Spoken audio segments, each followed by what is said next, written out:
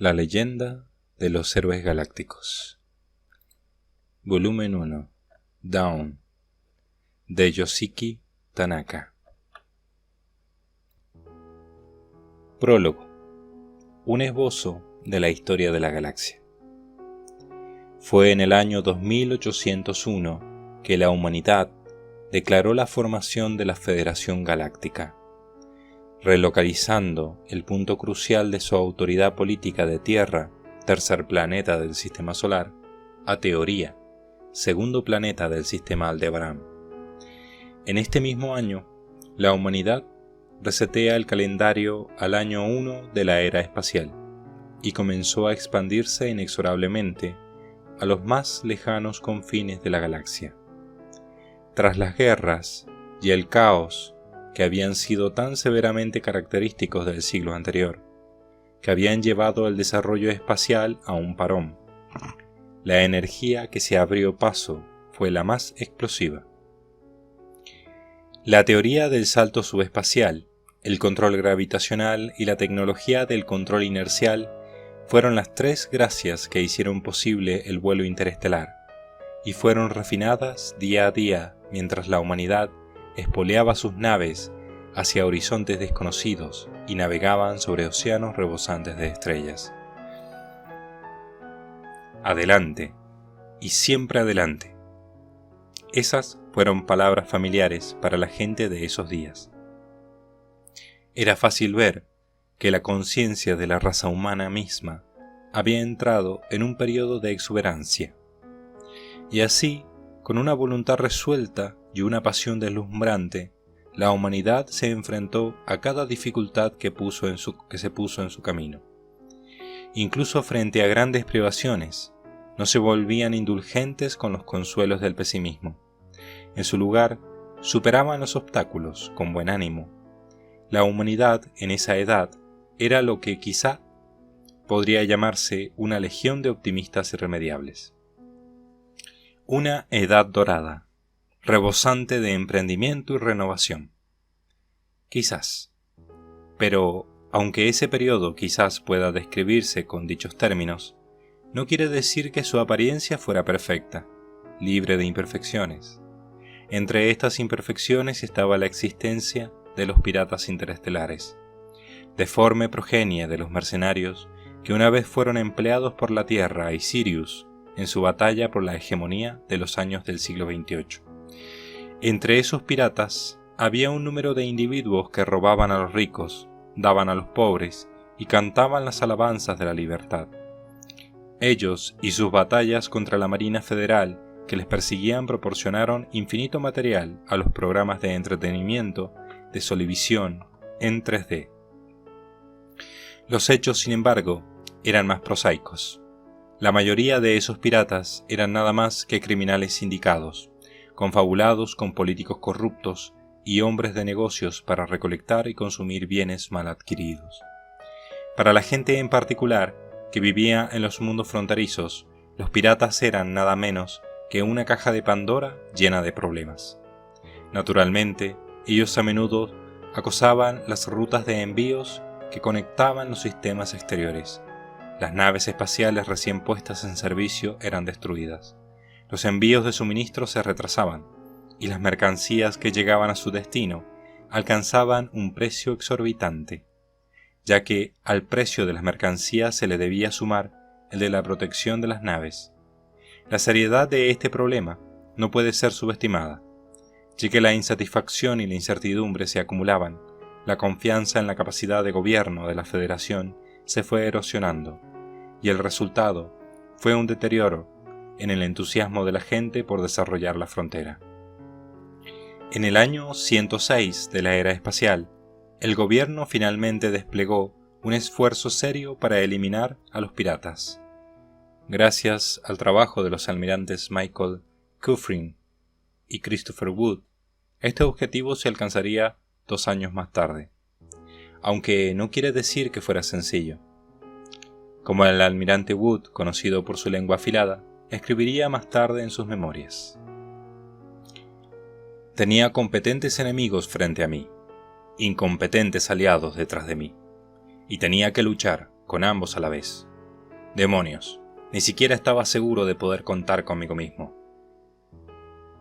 Después de que el almirante Wood se trasladara al mundo de la política, fue conocido como ese insensible cabezota vejestorio, que impulsó una incansable y tenaz guerra contra políticos y empresarios corruptos. Estas enfermedades sociales continuaron estallando sin interrupciones. Sin embargo, fueron, si consideramos a la totalidad de la humanidad como a un único individuo, realmente nada más que el equivalente a unas simples irritaciones cutáneas. No hay forma de prevenirlas o eliminarlas, pero mientras se proporcione un tratamiento adecuado, no hay razón para que esas enfermedades lleven a la muerte del paciente. Y así fue que sin levantarse de esa mesa de operaciones, la humanidad gozó de buena salud por los siguientes 2 siglos. Dejada atrás por esta prosperidad y desarrollo, estaba Tierra, y una vez la soberana de toda la humanidad. Este planeta ya había sido despojado de sus recursos, sufriendo la pérdida de tanto su potencial como real poder político y económico. Su población se desplomó, dejando nada más que un desgastado e inútil estado basado en tradiciones que se desvanecían. Su soberanía todavía era reconocida, apenas, gracias a que era inofensiva. Las colonias interestelares que le habían sido arrebatadas por Sirius y otros, la riqueza acumulada que había poseído durante los días en los que todavía dominaba la galaxia, todo se había perdido en algún lugar a lo largo del camino. Y así, al fin, las células cancerosas comenzaron a multiplicarse y la sombra de un estancamiento medieval cayó sobre la faz de la sociedad humana. Los corazones y las mentes de la gente pasaron a ser dominados no por la esperanza y la ambición, sino por el cansancio y el agotamiento. La actividad, el optimismo y la iniciativa dieron paso a la pasividad, el pesimismo y el proteccionismo. En los campos de la ciencia y la tecnología, los nuevos descubrimientos e invenciones simplemente se detuvieron. El gobierno, democráticamente elegido, de la República, perdió su capacidad de mantener la disciplina y declinó en una oligarquía interesada en nada más que las concesiones y las luchas políticas. Se desecharon los planes de desarrollo de las regiones fronterizas. El premio potencial de incontables mundos habitables fue simplemente abandonado, junto a instalaciones a medio construir que fueron prácticamente abandonadas. La vida social y la cultura decayó. La gente perdió de vista sus valores y se rindió a la drogadicción, el alcoholismo, la promiscuidad y el misticismo. Las tasas de criminalidad se pusieron por las nubes, mientras que las tasas de arresto bajaron en proporción inversa. La tendencia de reducir el valor de la vida humana y ridiculizar el valor de la moralidad creció de forma pronunciada. Por supuesto, hubieron muchos que lamentaban este fenómeno, pero no podían aguantar sentarse tranquilamente mientras la humanidad en su decadencia marchaba hacia el mismo destino miserable que había esperado a los dinosaurios. Ellos pensaban que era necesario un drástico tratamiento para la enfermedad colectiva que sufría la humanidad, y en esto no estaban equivocados.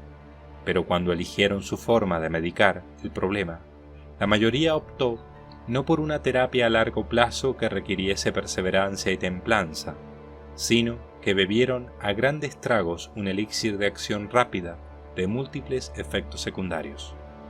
Esta era la poderosa droga llamada dictadura. Y así se preparó la escena para el ascenso de Rudolf von Goldenbaum.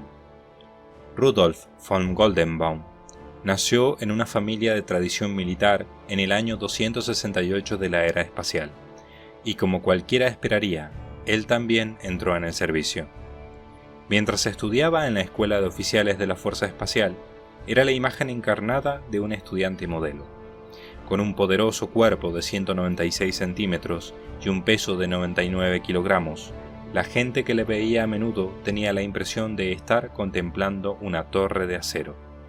Su poderosa complexión no contenía la más mínima pizca de grasa, o la más ligera huella de vulnerabilidad. Recibió su primer puesto como alférez a la edad de 20 años, adjunto a una guardia que patrullaba las líneas de suministro de Rigel como oficial de asuntos legales. En este puesto se aplicó a fortalecer la disciplina militar, desterrando los 4 males del alcohol, el juego, las drogas y la homosexualidad. Incluso cuando estos problemas enredaban a sus oficiales superiores, no mostró piedad, persiguiéndolos con inexpugnable lógica y regulaciones hábilmente esgrimidas. Sus avergonzados superiores respondieron promocionándole al grado de subteniente y transfiriéndole a Betelgeuse. Esta era una peligrosa región, conocida a menudo como la calle principal de los piratas espaciales, pero Rudolf von Goldenbaum entró con buen ánimo. Con el tiempo, las diferentes alianzas de piratas que allí había fueron llevadas a la destrucción por sus ingeniosos e incansables ataques, dando así testimonio de las astutas vías de aquel que llegó a ser conocido como la reencarnación del almirante Wood.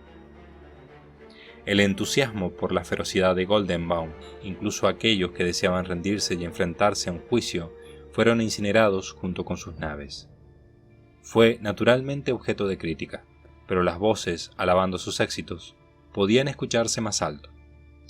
Los ciudadanos de la Federación Galáctica conocían bien el sofocante sentimiento de vivir como parte de una generación que iba a ninguna parte, y alegremente dieron la bienvenida a este joven y enérgico nuevo héroe. La apariencia de Rudolf llegó como una supernova resplandeciente a un mundo que había estado envuelto en gruesa niebla. En el año 296 de la era espacial, Rudolf, quien había llegado al rango de contraalmirante a la edad de 28, se retiró de los militares para entrar a la arena política, ganando un asiento en el Parlamento. Cuando se convirtió en líder de un partido político llamado Alianza de Reforma Nacional, atrajo a muchos jóvenes políticos debido a su popularidad.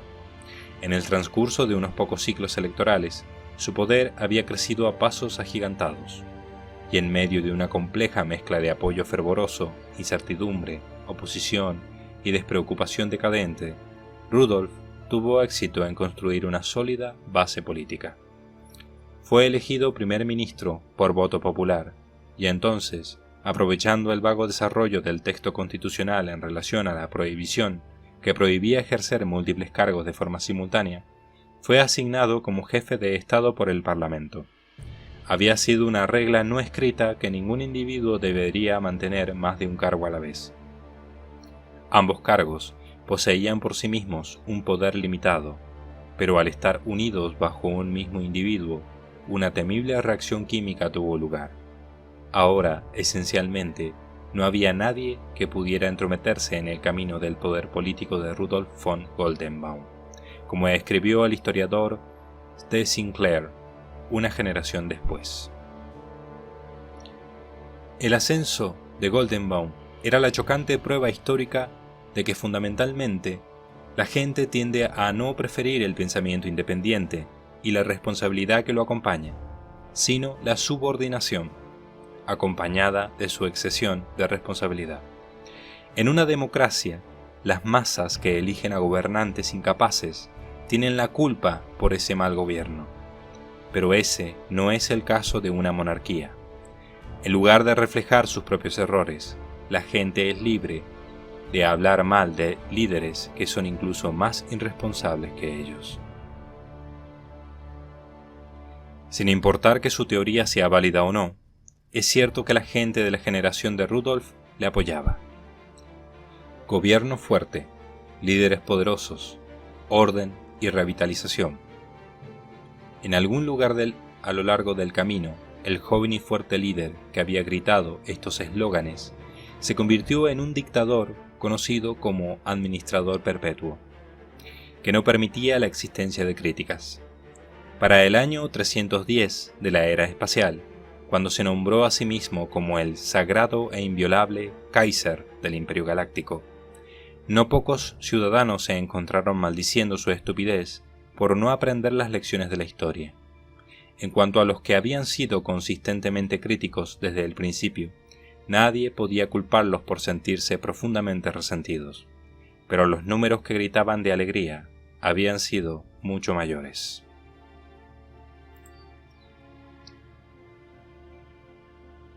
Hassan el-Sayed, uno de los políticos de la facción republicana de esa época, escribió lo siguiente en su diario el día de la coronación de Rudolf. Aquí en mi habitación puedo escuchar a la muchedumbre reunida en el exterior, gritando «Heil Rudolf».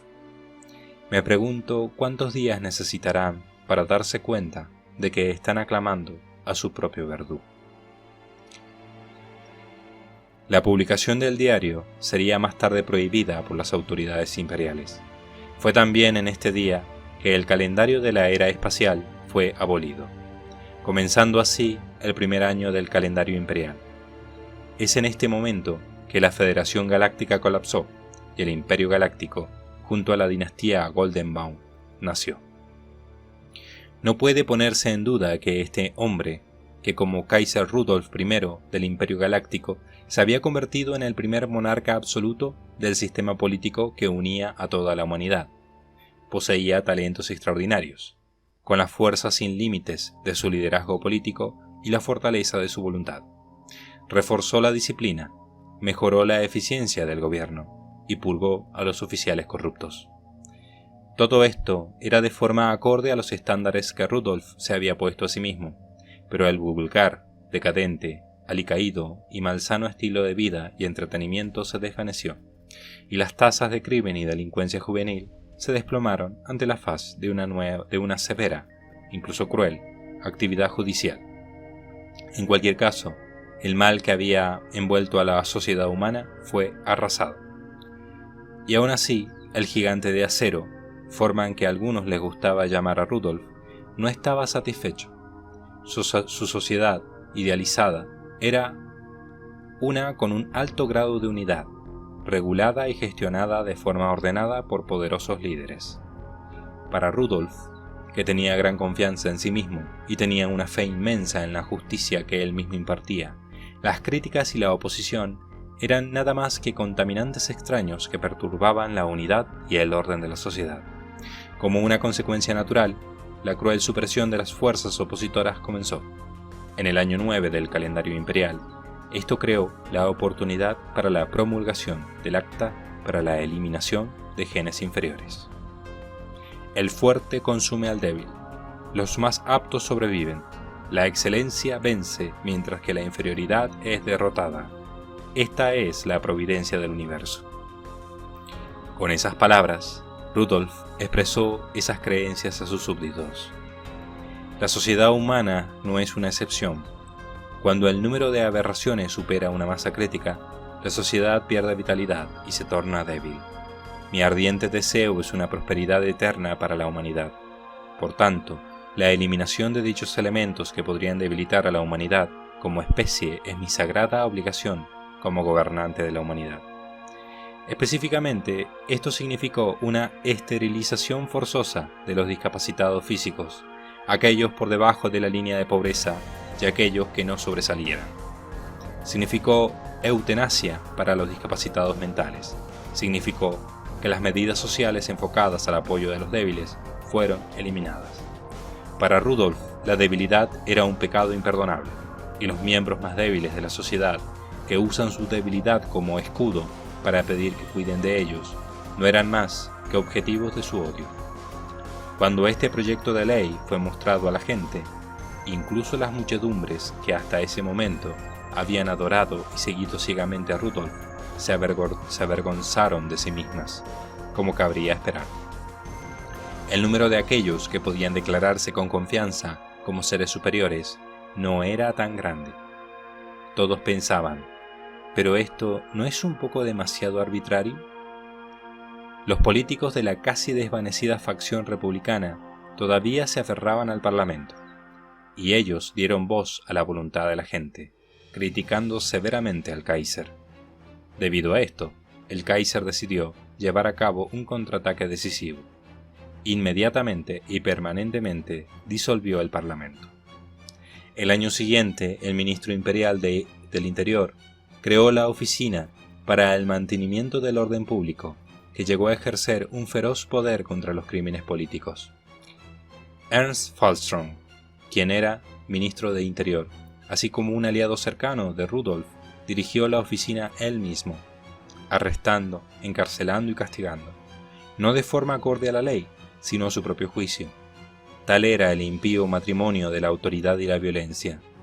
Estos dos pronto dieron luz a un niño, conocido como terrorismo de Estado, que creció en un santiamén, convertido en un gigante que engulló a toda la sociedad humana.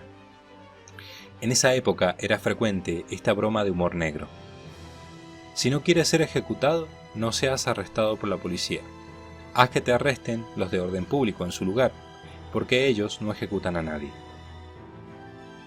Es un hecho que de todos aquellos a los que la oficina arrestó por crímenes políticos y de pensamiento, ni uno solo de ellos fueron formalmente ejecutados.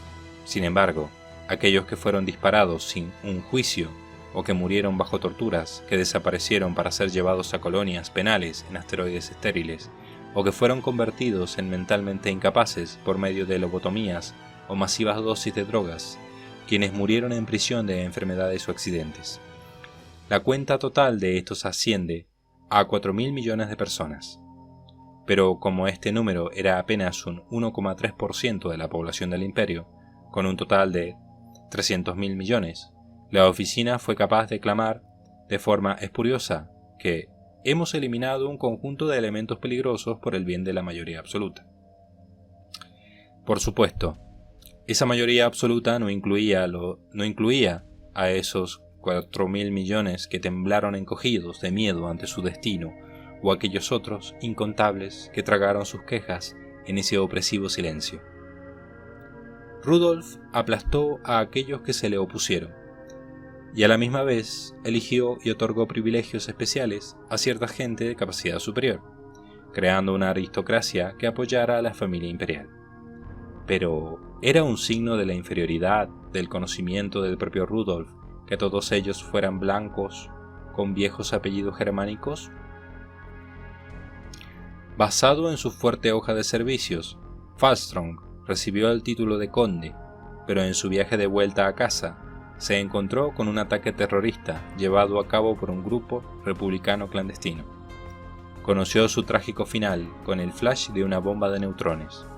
Rudolf le lloró y con la ejecución de 20.000 sospechosos buscó consolar el alma de aquel que tan bien le había servido. En el año 42 del año imperial, la vida de Rudolf, que en ese momento contaba 83 años de edad, llegó a su fin. Se dijo que su cuerpo era más fuerte que nunca, pero el estrés fisiológico había puesto una pesada carga en su corazón. El Kaiser no murió plenamente satisfecho. Con su kaisarina Elizabeth tuvo 4 hijas, así que estuvo sin un heredero varón. En su senectud, su concubina Magdalena dio a luz a un niño, pero se dijo que había nacido idiota.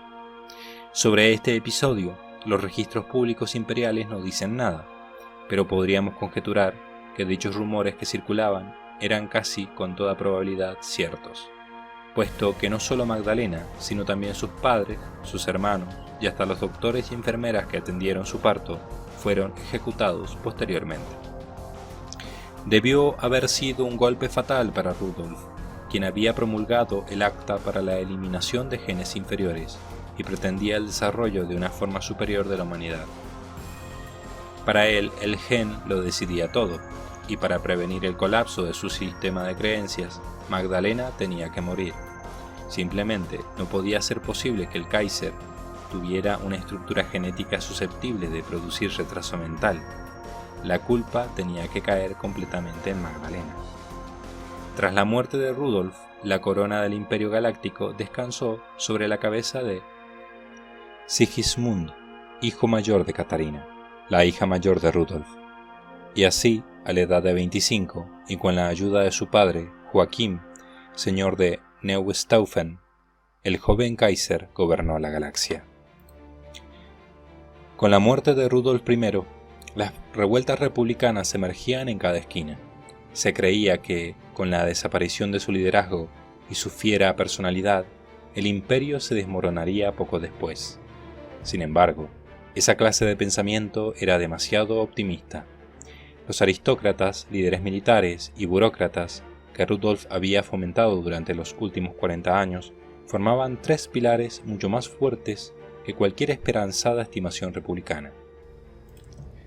Estas fuerzas fueron lideradas por Lord Joachim de Neuenstaufen, quien era no solo el padre del Kaiser, sino el primer ministro, haciendo alarde de un sereno y frío liderazgo esperable del hombre elegido por Rudolf para ser el marido de su hija.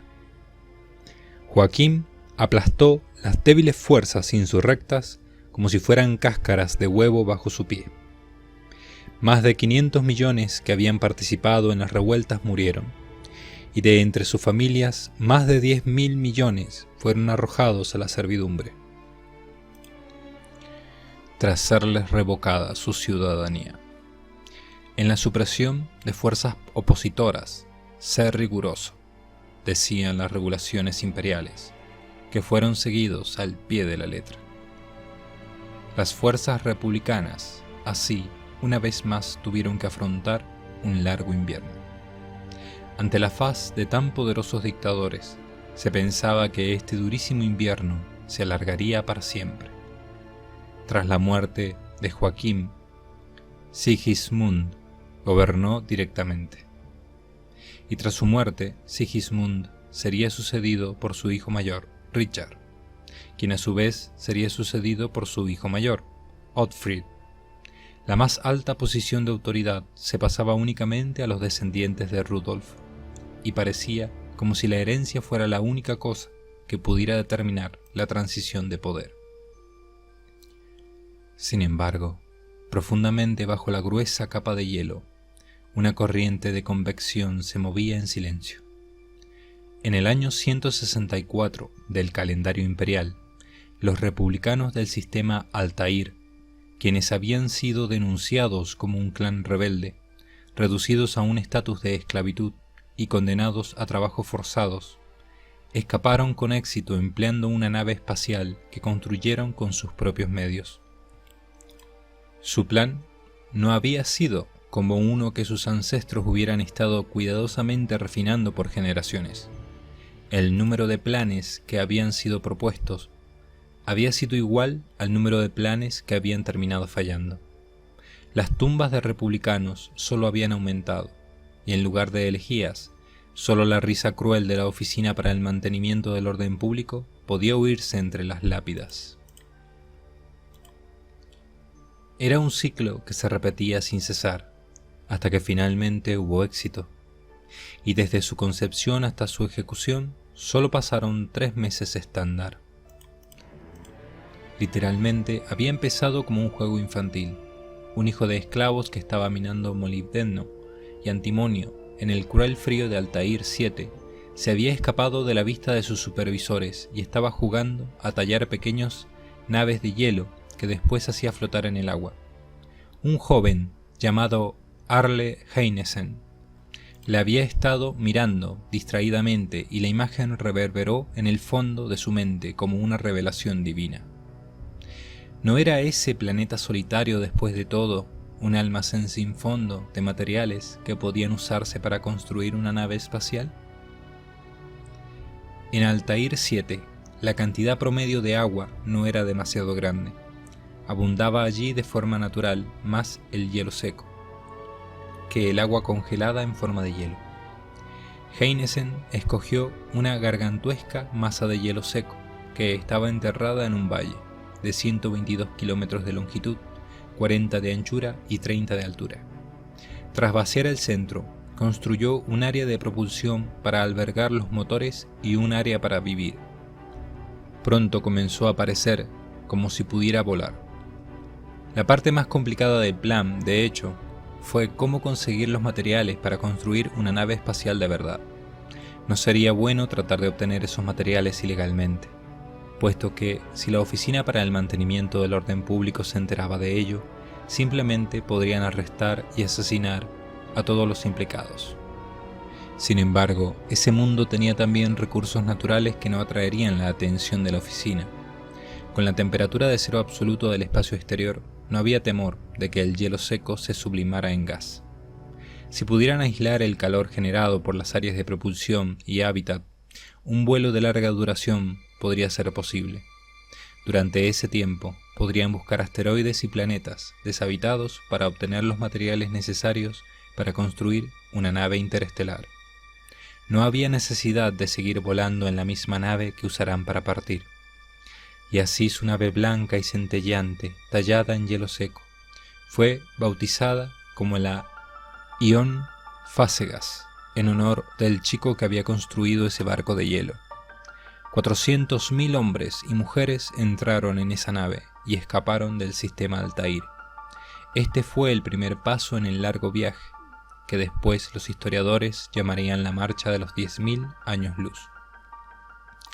Tras sacudirse de encima la implacable persecución de la fuerza militar del Imperio, se ocultaron bajo la superficie de un planeta sin nombre, y allí construyeron una flota de 80 naves interestelares. Entonces ellos se dirigieron al núcleo interior de la galaxia.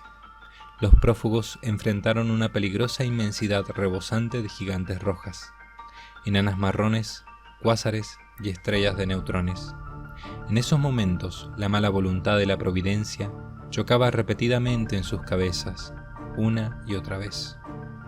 En medio de ese viaje de durezas, perdieron a su líder, Heinessen, por culpa de un accidente. Su querido amigo, Kim Hua Nguyen, le sucedió como líder.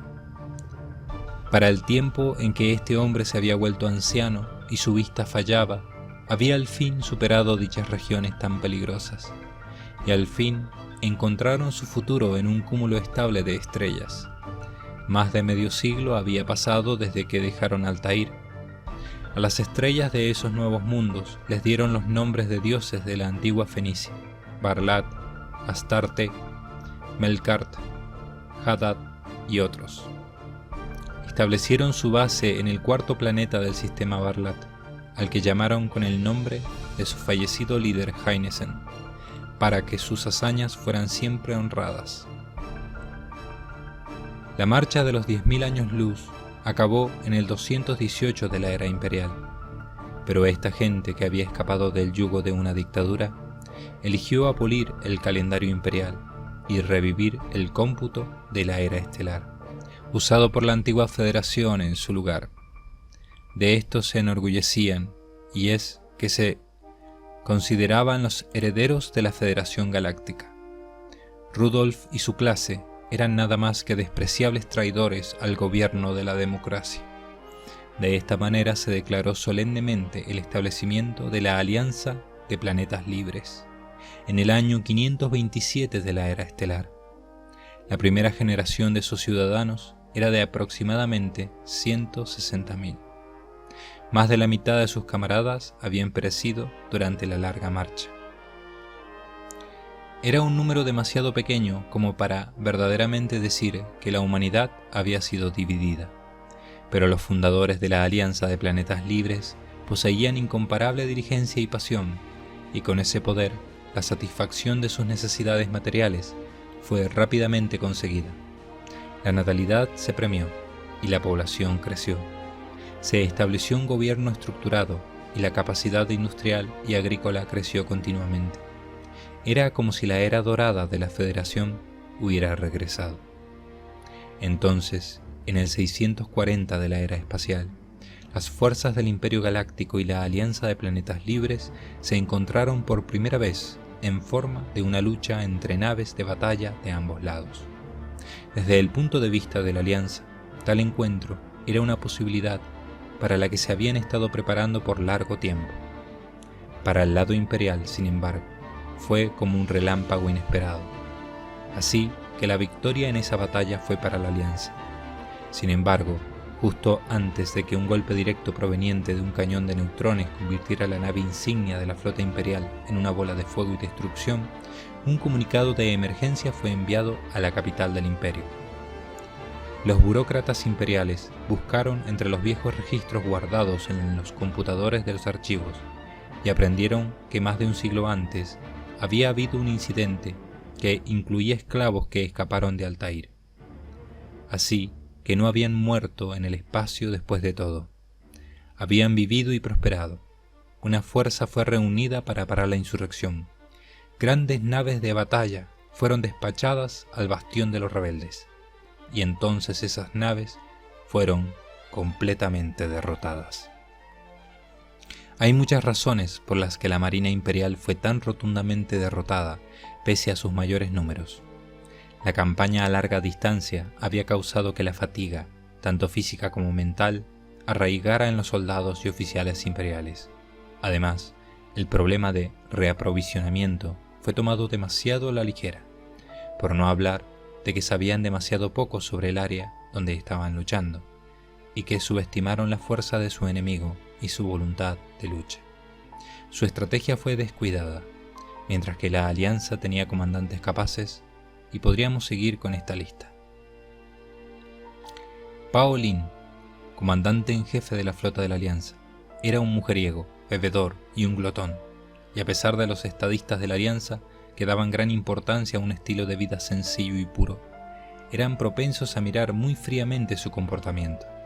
El hombre era un genio cuando se trataba de tácticas y estrategia. Yusuf Toparole, su jefe de personal, que le asistía en su trabajo, era conocido también como Yusuf el Quejoso, ya que estaba constantemente quejándose de todos los asuntos, grandes y pequeños, diciendo: ¿por qué tienes que darme tantos problemas? Toparole, sin embargo, también era un preciso y acertado teórico, que podría haber sido conocido también como un ordenador viviente. Ambos hombres estaban aún en los 30 cuando, en los bordes exteriores del sistema Dagón, dirigieron la mayor operación envolvente de la historia, aniquilando al enemigo y convirtiéndose en los mayores héroes de la Alianza desde su fundación. Para la Alianza era una oportunidad de expandirse. Cuando elementos descontentos dentro del Imperio se enteraron de la existencia de un poder independiente que resistía a la hegemonía, huyeron del Imperio en manadas, buscando un hogar donde pudieran vivir en paz. Inundaron la Alianza.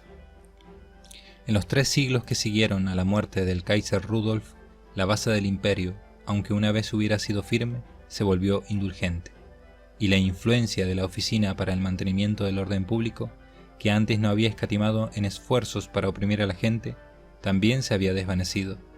Las voces de descontento dentro del Imperio se oían cada vez más. Los hombres y mujeres que huían a la Alianza eran aceptados siguiendo la máxima de no rechazar al que viene. Pero no todos ellos tenían ideales republicanos. Entre aquellos que huían había incluso algunos aristócratas y miembros de la familia imperial que venían tras ser derrotados en una intriga de la corte. Así, la población de la Alianza creció demasiado rápido. Era una progresión inevitable. Quizás que la naturaleza de la Alianza comenzaría a cambiar más y más. El Imperio y la Alianza estuvieron en un estado de guerra crónica desde su primer contacto, pero de tiempo en tiempo tenían periodos de paz incierta también. Un producto de esto fue el dominio de Fezzan. Era una suerte de ciudad-estado establecida en el sistema estelar Fezzan, que estaba justo exactamente entre 2 poderes. Estaban bajo la soberanía nominal del Kaiser Galáctico y pagaban tributo al Imperio. Pero en lo concerniente a los asuntos internos, eran prácticamente autónomos hasta el punto de que se les permitía establecer relaciones diplomáticas y comerciales con la Alianza de Planetas Libres. El Imperio Galáctico, al convertirse en el único gobernante de la humanidad, no reconocía la existencia de ningún gobierno legítimo fuera de su esfera de influencia. En los documentos oficiales, la Alianza aparecía no con su nombre oficial, sino como la Fuerza Rebelde en su lugar. La flota espacial de la Alianza eran rebeldes, y el jefe del Alto Consejo, el jefe de Estado de la Alianza, era el caudillo rebelde. Con tales regulaciones teniendo lugar en el Imperio, la diplomacia y el comercio con la Alianza habrían estado fuera de toda cuestión. Pero Leopold Lapp, un poderoso comerciante nacido en la tierra, que poseía una pasión que no podía ser llamada menos de extraordinaria, y buscó el establecimiento de este particular dominio feudal, con peticiones y persuasión, y sobre todo exorbitantes sobornos. El asunto fue decidido.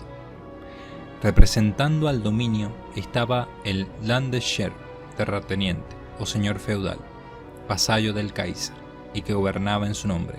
Supervisaba el comercio con la alianza y a veces jugaba un papel diplomático. Al monopolizar el comercio exterior, el dominio acumuló una riqueza inmensa y aunque fuera pequeño, su poder se convirtió en imposible de ignorar. Sería falso decir que nadie trabajó nunca para la concordia entre el imperio y la alianza. Manfred II, coronado en el 398 de la era imperial, 707 de la era espacial, era uno de los numerosos hijos ilegítimos del Kaiser Helmut. Tras escapar de las garras de los asesinos, pasó su infancia en la Alianza de Planetas Libres, creciendo en una atmósfera liberal. Debido a esto, parecía que su coronación podría pronto traer consigo charlas de paz y libre comercio entre ambas potencias, así como indicios de reforma política en el seno del imperio. Sin embargo, esas esperanzas se convirtieron en nada, ya que este joven y popular Kaiser sería asesinado en el transcurso de un año, y las relaciones entre ambas potencias se enfriarían inmediatamente. El asesino de Manfred II era un aristócrata reaccionario, pero también había un argumento convincente, oculto, entre bastidores, que sugería que las manos de Fezzan estaban involucradas, buscando salvaguardar su monopolio sobre los derechos del comercio exterior. Y así, al final del octavo siglo de la era espacial, quinto siglo de la era del Imperio Galáctico, el Imperio Galáctico, indisciplinado y descontrolado debido simplemente a su inmenso tamaño, y la Alianza de Planetas Libres, que, tras haber perdido los ideales de su periodo fundacional, continuaba con la lucha por mera inercia, con Fezzan de por medio, y de acuerdo a los cálculos de ciertos economistas, el poder nacional relativo de los tres estados es tal como sigue. Imperio Galáctico, 48%. Alianza de Planetas Libres, 40%. Dominio de Fezzan, 12%. El equilibrio de poder era precario. Además, la población de la humanidad, que en época de apogeo y prosperidad de la Federación Galáctica, se contaba por un total de 300.000 millones de personas, se había desplomado hasta unos 40.000 millones debido a los largos años de caos. Así pues, la distribución era de 25.000 millones de almas residiendo en el imperio, 13.000 millones en la alianza y 2.000 en Fezzan. Sería genial si algo funcionara, pero no parece que vaya a hacerlo. Era una declaración que describía bastante bien la situación. Lo que cambió la situación fue la aparición de un joven en Odín, el tercer planeta del sistema Valhalla, llamado así por el rey de los dioses nórdicos. Odín era el Hauptplanet, planeta principal, al que Rudolf había movido la capital del imperio. El nombre de ese joven de belleza gélida y semblante intrépido era Conde Reinhardo von Lohengrin. Su apellido originariamente había sido Müssel. Nació en el 467 del calendario imperial y en el 776 del calendario espacial, en el seno de una familia empobrecida que era aristócrata solo de nombre. Su vida cambió cuando tenía 10 años y su hermana mayor, Anerose, que contaba 15 años entonces, fue llevada al palacio del Kaiser Friedrich IV. Reinhardo, un joven con cabello dorado y ojos de un gélido color azul, se convirtió en teniente comandante de una división de guardias imperiales a la edad de 15, recibiendo ascensos acelerados gracias a su propio talento y al favor del que gozaba Anerose con el Kaiser. Cuando cumplió los 20, recibió el título de Conde Lohengrin y fue ascendido al cargo de alto almirante de la Marina Imperial. Esta suerte de gestión del personal extrema es típica de dictaduras, pero con el rango viene la responsabilidad. Si hubiera sido un noble de demostrado abolengo, no habría tenido necesidad de probarse a sí mismo, pero ya que Reinhardo era nada más que el hermano pequeño de la favorita del Kaiser, no tenía otra opción más que hacerlo. Casi a la misma vez, la alianza había conseguido un nuevo estratega. Este era Yang Wenli, nacido en el 767 del calendario espacial y alistado a la edad de 20 años. Él nunca aspiró a una carrera militar, y de no haber sido por una serie de coincidencias que le empujaron en dicha dirección, él nunca habría llegado al final de su vida como un creador de historia, sino como un mero espectador. Hay cosas que puedes hacer y cosas que no. Esa era la reflexión favorita de Yang. Con el destino tenía una disposición mucho más pasiva que Reinhardo, pero por otro lado tenía una gran adaptabilidad e inventiva. Aún así, permaneció incómodo con la guerra y el trabajo de un soldado de perseguirla. Y por el resto de su vida, las autoridades militares nunca estuvieron libres de su petición de abandonar su rango y retirarse.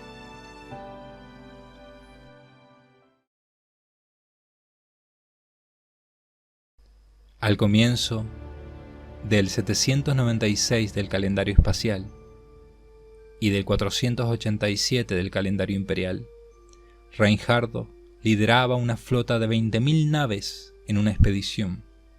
Su objetivo era subyugar a los rebeldes, que audazmente se referían a sí mismos como la Alianza de Planetas Libres, y cimentar su posición personal a través de ese logro. Los militares de la Alianza habían organizado una flota de 40.000 naves para interceptarle. Uno de los oficiales de personal en la flota se llamaba Yang Wenli. El conde Reinhardo von Lohengrin contaba 20 ese año y Yang Wenli 29.